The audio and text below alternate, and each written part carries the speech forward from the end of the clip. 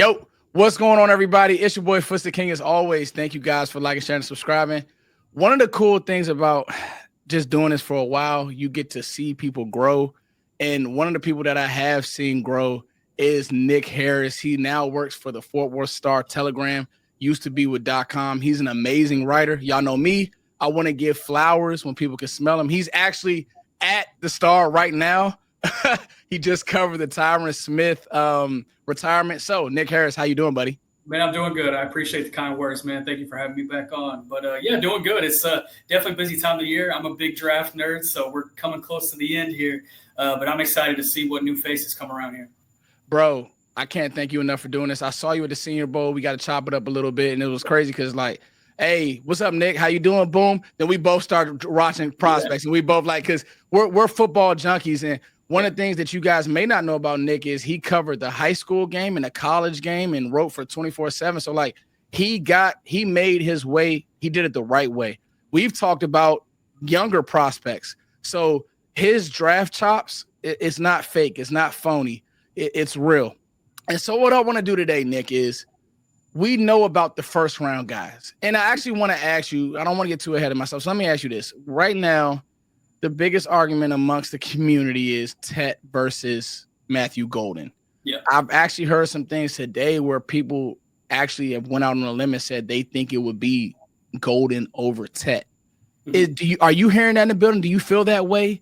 Would you put your name on that as well, Nick? Or I think it's just a situation where McMillan's going to be gone before 12. I'm starting to lean towards that line of thinking. But if you're asking me, Ted McMillan is a top 5 player on my board. I think he's that special. I think he's that talented. He's the only first-round grade I have on a receiver other than Travis Hunter. He's a special talent. But if I had to pick right now, who do I think is going to be at number 12? I think it's going to be Matthew Golden. Okay, and you think that will be the pick. I'm leaning that way as well. I'll be honest with you. I appreciate you not moving. I've kind of followed your takes via the draft show. You, Vach, all my homies, Broadus, he's been on the channel. Zach has been on the channel. Y'all do amazing work. And I like that you stood your ground. Like, it's just so funny seeing the waffling when it came to Ted McMillan. It was very interesting to me because I don't see the separation. I don't see it as an issue. No, maybe he doesn't separate the best, Nick, but is it an issue?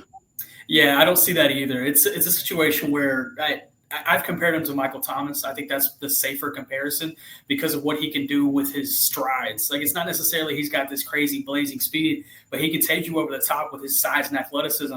It's that size compound that will be able to match with the speed downfield. It makes him a nightmare to cover for corners. I mean, unless you are a 6-foot-plus corner that can also run sub 4.4, you're going to have a tough time guarding a guy like Ted McMillan. So that's why I've been stamping him. That's why I continue to stamp him. I think he's the best receiver in this class. And I appreciate you for that. Okay, Nick, we're here for a good time, not a long time. This is what I want you to do. First of all, you do a great job of digging, talking to scouts, talking to the walls talk, I'm sure. And you're great at what you do, and hence why you've been able to climb the ladder as you have. That being said, I want to get to the second round, and I want Nick Harris to stand on the table for an offensive player and a defensive player. I'm going to do the same. We'll kind of compare, and we'll keep it moving that way. So, Nick Harris, you'll take the second round, then I'll take the third round, then we'll move to the fifth. Second round, Nick, give me an offensive player that Nick Harris is standing on the table for the Dallas Cowboys. Yeah, so this is specifically at number 44 or just a second round in general? Let's go 44 for this audience. Okay, because if I was standing on the table for an offensive guy, it would be Travion Henderson, but I think he's going to be gone. I think he could even go late first round potentially.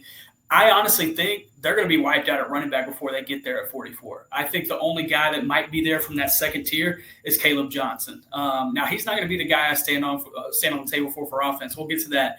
I would be first standing on the table for a defensive player in Trey Amos, the corner out of Ole Miss. That's nice. A big, long, physical corner that can give you that reliability on the outside. I have Maxwell Harrison above him on my board. I think that's a guy that can play inside or out, but I don't think he's there at 44 either. I think Trey Amos is the type of talent that will be there for you at 44. He'll be able to provide reliability at corner, and it'll also give you options with the new world that you now have with Trayvon Diggs.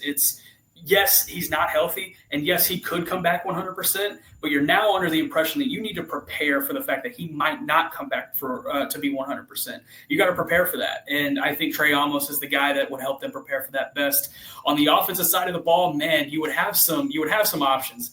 I'm going to go ahead and take the idea that you take a receiver in that first round, and with that in mind, second round, I would go Dylan Sampson. I have him above Caleb Johnson on my stack. He's one of the youngest backs in the class. He's actually the youngest out of all of the draftable grades that I have. You look at what he can do from a short yardage perspective. He converted 33 of his 36 short yardage opportunities last year for first downs or touchdowns, and that was all coming out of shotgun. I mean, this is a guy who knows how to find space inside despite only being 5'8". His start and stop ability is elite. I think you pair that with his contact balance. This is a really NFL built type running back. The only thing that I have for Dylan Sampson that would be a concern is that he doesn't necessarily have that home run ability. You know, you would like to have that home run ability in the running back that you do draft. Only 6.5% of his runs last season were 15 or more yards. That's one of the lowest numbers in the class. But I do think he will be a guy that will be a reliable on first and second down to be able to get you started on drives, get you those hard-earned yards, and then allow a Javonte Williams to come in on third. He's a little bit better in the receiving and pass pro game. Man, great answer, because Dylan Sampson, I mean, you lead the SEC in rushing, you need to be talked about, and it just feels like he hasn't been talked about enough. I think that's a really good answer. And then I love Trey Amos. We were at the Senior Bowl. I think he got banged up a little bit at the Senior Bowl, but the earlier practices, I like what he did. He's an imposing corner. And I think that's what Eberflus will look for. I'm also really big on Max Harrison. I actually have Harrison for this team over Jahdae Barron. I don't think that people talk about, and my name is going to be a corner as well, but I don't think that people talk about how much press and he wins in Max Harrison versus Jahdae Barron doesn't play a lot of press. He's off the ball, 7 yards, 6 yards off the ball. Like him more inside. I don't like him on the edge. And I know that Cowboys fans, give me Barron, get me Barron. I just don't know if it's a scheme fit, Nick. Could be, but I don't know if it's a scheme fit. For me, offensive-wise, so I'm with you on Travion Henderson. He's actually my second ranked back in this class behind Ashton Jeanty. And I put that out on Twitter, handwritten my notes. So I'm a big Travion Henderson fan. But to me, I actually have come around the bend on Quinshon Judkins. And here's why. I don't know if he'll be there. You made a great point. Caleb Johnson, because Caleb Johnson with the outside stuff, the OZ stuff, that's it. He needs a runway. Yeah. I think that Judkins, and I heard Judkins talk today, he was with Clay Adams. I think Dallas likes him, number one.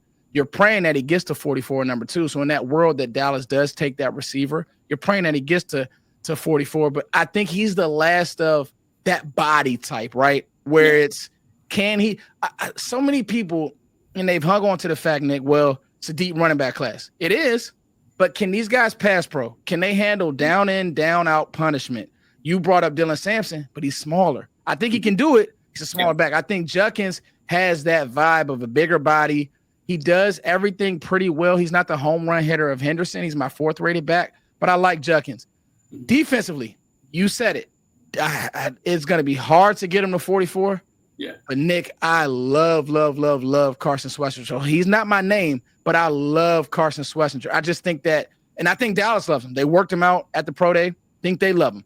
But my name is going to be Ben Morrison. I love Ben Morrison from Notre Dame. The way he plays press, the way he's physical, had the hip deal. So you think he'll be there? But those are my two names, Nick. And with Morrison, it's like, here we go, Cowboys, another hurt guy in the second round. Savon Ravel could be there. Actually, I got that nugget from you, Nick, because I've been saying his name wrong the whole time. And it's Savon, not Savon. So, but those are my two in the second round. Let me get to the third round, Nick. If I could. I'm with you on who was the corner you just mentioned? Oh my God, I'm blanking right now. Ben Morrison. I'm with you on Ben Morrison. He's wired correctly. I mean, he's the type of guy you want in the locker room. He's the type of guy that I think would pair with DeRon Bland so well because they are wired very similarly. I think that would be a phenomenal add. You just hope the health is there, right? And on the Quinshon Judkins part, I just don't think he's there at 44, or else he would have been my back that I would stand on the table for too. I'm just afraid that some of these teams that are picking in the 20s and 30s are going to start that run on running back a lot earlier than the Cowboys want them to. Yeah, that that's the part, right? Yeah. You like everybody, right? Trade back, trade back, trade back. Here's the deal, Nick. You start playing the trade back game, then these guys start going off the board. And then it's like, uh-oh, did we trade back too far? You know what I mean? So that's kind of where I stand. It's going to be interesting because third round, second round, it really is a crapshoot. Okay, Nick, here we go, moving right along. And I'm prepared for you to tell me that this guy won't be here. But I'm just going to pray and I'm going to throw his name out there and let's just hope. Because I was looking at Dane's mock and he was hanging around this area. Nick, if Alfred Collins somehow made it to the third round, can we stand on the table for him? Like, absolutely. I'm with you there. I'm with you on Al. Will he? First of all, Nick, does he make it? I think he could. Could. Because there are concerns about, hey, he didn't bring a lot of pass rush in his time at Texas. But, I mean, shoot, he can play 1, he can play 3, he can be that run stopper. I mean, I saw him beat a triple team on film from this past season and get a tackle for loss. I mean, this is an aggressive, really talented interior defensive lineman. It did take him a while to put it all together at Texas, and I think it took him longer than Texas maybe expected because when they first got him, they were like, this is going to be a 3-and-done player. First round, he's gone. And he didn't live up to those expectations, which is fine, but he's still a really damn good player. I think he's a serviceable starter in this league for sure. He was behind the two kids that got drafted last year. Byron Murphy and Tavondre Sweat. Behind both of those guys, and Sweat played good. And Sweat had he had this deal that on draft day or whenever around that time where he got in trouble. And then Murphy out in Seattle. So maybe that was some of it. But I'm just like, man, listen, for this team in this draft, I could stand on the table for him because that's a specific high-level need. Listen, year one, I don't know if I need you to get up the field. Go beat the center. Go just walk the center back. Let Osa work. Let all these 3 techs you got work. Give Mozzie a blow. Let your ends get upfield. So that's my guy on defense. On offense, it's tough because when you start getting into the third round, it really is like, I don't know. So let's say we go offense, defense, offense again. And let's say for this exercise, they went running back, defense, offense. Okay. I gotta tell you for me, if Jack Bech is staring at you in the third round, I don't think he will be. I just like everything about his game. Like he finds a way to get open. He's not fast, but he finds a way to get open. He's not super twitchy, but he finds a way to get open. He'll block. He catches everything. He was a Senior Bowl MVP. He lost his brother. He's determined. I just like Jack Bech. I know it's probably like, man, Foots, I don't want another slow, can't separate, but I just feel good about him. He could play power slot. So those are my 2. What about you in the third round? I'm going to keep both of these guys are coming from the same school, and they're up your way, Foots. I'm going to Virginia Tech. Nice. On the defensive side of the ball, I'm taking Antoine Powell-Ryland. This is a guy who had 16 sacks last year, third-team AP All-American. Let's say that they take receiver corner, right? And, who they have at running back is wiped out, or they go receiver running back, however it may be. This is a guy I would stand on the table for. They have shown that they want to go out and get some edges. Personally, I would wait till day 3. But if the room is like, hey, we need an edge, we need to get one of these guys, Antoine Powell-Ryland will be my guy. He's physical. He's a physical run stopper. He can get to the quarterback. He's got both of those types of aspects to his game. That's what I love. And then on the offensive side of the ball, it's Bashel Tutin. I think he's one of the most underrated backs in this class from where his grade is specifically. I have a second-round grade on him, although I think he's going to be there at 76. You look at what he did on film last year. He had some of the most yards after contact of anybody in the class last season. You look at his game against Boston College. If you're unfamiliar with this prospect, go watch that game. He had 266 yards against one of the better run defenses and a future first rounder in Donovan Ezeruaku at Boston College. 5'9", 209 pounds. He's got the home run speed. He proved that at the combine. I think he would be a solid guy to pair with Javonte Williams. I think that would be a perfect complement to what he brings. This is a back that I would stand on the table for any day of the week, easy. The speed, man. The speed of shooting is real. And like you said, it's about the pairing. I'm going to tell you, Nick, I don't think this roster is far away. I don't. And let's say, like you said, you get your receiver early, you get the defender in the second round. Tutin, let's roll. I'm cool. Yeah. I'm cool. I still have Dak Prescott. I still have CeeDee Lamb. The defense is going to circle 88 every time. Yeah. So can I get juice from somewhere else? 2 is a juice guy. I love that one, Nick. Here goes. I'll take the 5th round, and then we'll call it because, again, we're here for a good time, not a long time. I know you've been working all day, and I appreciate you, and I'm going to give you flowers when you can smell them. Nick, do you think Virginia Tech? We'll stay at Virginia Tech. Okay. Let's go with the Hokie special. Do you think receiver Jalen Lane makes it to the 5th round? That's going to be tough. I think if he's there on day 3, that's going to be one of those names that everybody starts talking about in between day 2 and day 3. It's like, hey, this guy's still here. He's got athleticism. He's got proven production. This is a guy to bring in. I'm lower on Jalen Lane, I think, than most. I personally have a 5th round grade on him, but I think he's a guy that will probably go in the 4th. So I'm so high on Lane because of what I saw at the Senior Bowl. Then I went back, watched the film. To me, he is what I thought. Well, I actually turned the page on Malachi Corley late because I didn't see a separator down the field. And I've seen some of that with Lane also to run after the catchability. Here's a few notes that I had on Lane. At Virginia Tech, possesses really natural hands, gets to top speed, really, really good, game-changing return ability. So he was able to do some of that. He just has good spatial awareness. Again, some of that Malachi Corley vibe. He's smaller. He's not a great separator, but he's just a good football player. So that was my guy in the 5th round. And then I'm going to keep it going with one of my favorite notes about Jalen Lane is that he's a son of a high school coach. For every single time I see that in the draft process, that's stock up for me. It's just something about those guys are wired different. You think about some of those guys that exist on the Cowboys roster now. Brock Hoffman, he's one of those guys. Will Greer is one of those guys. You think about guys that are wired correctly, you typically find a high school coach as a dad or an uncle somewhere along the line. Yeah, man. And I'm going to tell you, I think of this next player. I watched the film, and I had him and Noel Williams close. But again, when I see these guys live and I'm just able to kind of get eyes on them, I'm just like, I got to go with him. Quincy Riley. Yes, sir. Man, I almost made him my 3rd round guy. I almost did. well, so here's the deal. I think, okay, let's talk about a Porter, for example. Yep. I'm not as high on Darian Porter as most. But when you're that tall and you run that fast, somebody's going to say, I can fix you. Yeah. I just think that Riley just has better football stuff than Porter. I saw Porter's very fast in the straight line. I've also seen him get double moved, and everybody's going to go back to the Iowa game with all the interceptions. But it's let's do more. Let's dig a little bit deeper. I'm not there with him. With Riley, I saw a better tackler. I saw really good ball production.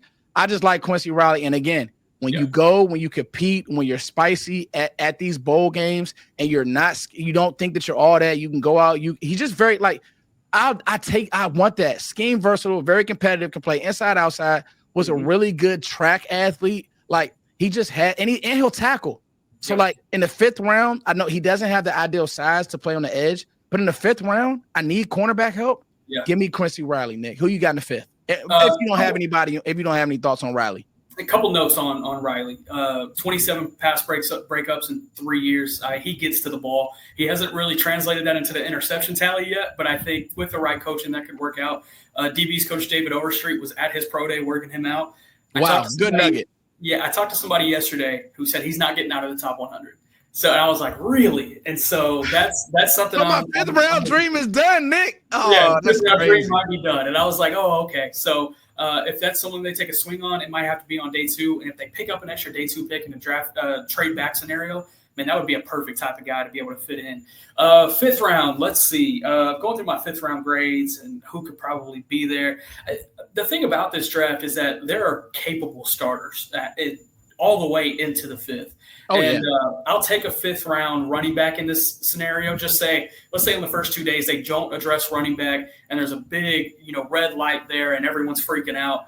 I like what Corey Kiner brings from Cincinnati. Oh, Cincinnati, that's my guy. I got to rate it very highly. LSU kid, that's my guy. Absolutely. And he was Mr. Ohio football in high school, which is a high honor. That's one of the best states when it comes to playing high school ball. A bowling ball type runner downhill. He bounces off initial contact. Very decisive between the tackles. He doesn't really bring a whole lot from an outside zone perspective, and he's not the fastest in this class by any means. That's why you're working in the 5th round here. And there's not a lot of experience catching the ball. But if you're looking for a guy who wants to complement, again, with what Javonte Williams brings, I think this would be your guy. And if you want to bring some outside zone type presence, then maybe you work that in with Javonte Williams. Maybe you work that in with Miles Sanders or Deuce Vaughn. But I think this would be your early down back that can get you those hard-earned yards. He was a 5-star guy out of high school, started at LSU, finished at Cincinnati. I think he would be one of those guys in the 5th round that if you're still looking for a running back and this team hasn't taken one, I think you would feel a little bit better about the situation if Corey Kiner was the guy that came into the building. And then on the defensive side of the ball, man, this is probably the most I've talked about edges when it comes to the Cowboys. But I like Fadil Diggs out of Syracuse. This is another guy that I think is going to be there on day 3. You talk about you talk about getting to the quarterback, run game stuff, big presence off the edge. It's everything that the Cowboys love from their edges, or at least that they've shown over the course of the last couple of years. And getting a Marshawn Nealon or bringing in a Peyton Turner and a Dante Fowler, those kind of body types. Fadil Diggs is one of those, and I think his upside is really, really high. But based on what he put on the field in college, that's probably why we're talking day 3 here. But I think he's got the traits, he's got the athleticism to make it happen at the next level. Yeah, I want to put a pin in something you said about Kiner. I think that let's say Dallas wanted to double up at the running back position, perfect candidate. Yeah, they get a juice guy because somebody I didn't get to talk about because I feel like I've been championing him all off season is Brashard Smith, and I've heard you mention him as well. Really good at the Senior Bowl again, Nick. We went to the Senior Bowl, so we would know. but Kiner, if you wanted to double up on a back, he'd be the perfect candidate. Really good vision, perfect attitude, and now you have overcorrected that position group. So that is a great name, Nick, and I mentioned him before. And again, if you're good, if there's anybody else you want to talk about, that's cool. But Nick, I appreciate you so much because what you've added to the community is great work. And again, your draft chops are really, really good. And so I appreciate you, man, for just carving out some time. And my goal, right, Nick, with this cycle was to get quality information out to the people, right?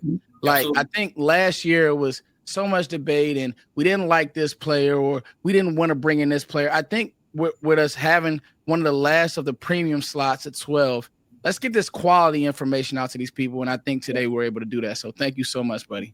Man, I appreciate you having me. Anytime. Let's get back after the draft to talk about these guys. Let's lock it in, bro. Much love.